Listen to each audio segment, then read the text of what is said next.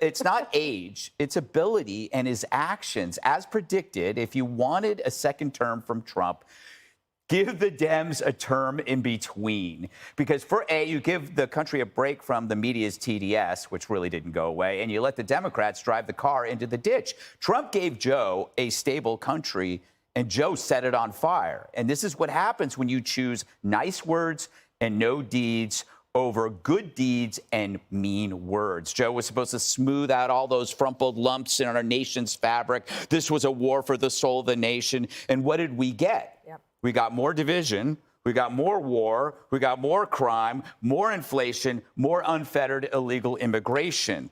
So this is why with Trump, you need to always focus on the deeds and live your life. So how do you do that? So I had an epiphany and I wrote it down. I had this Saturday night.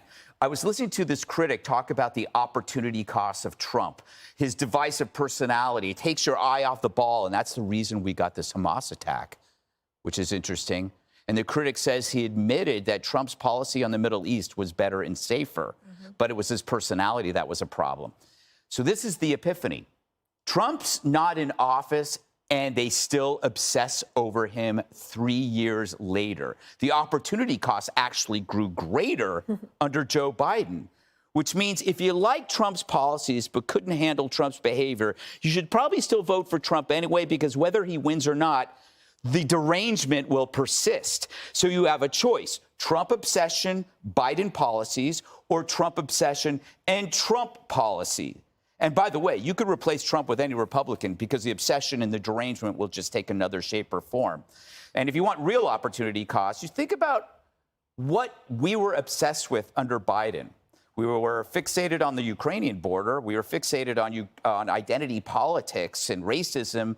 And meanwhile, we were scared to death because our cities were crumbling and we were plagued by crime. We got all of that, plus Trump derangement, without the Trump policies. Think about that. Meanwhile, Trump's not even president, and he's changing the behavior of Democrats. Suddenly, they start acting like adults, right? They realize they can't fight two wars. They realize that unfettered illegal immigration and a border collapse is not going to work for them, right? And you can't let felons run free. So in this weird way, Democrats are starting to act like adults because they're scared to death of a childish Trump.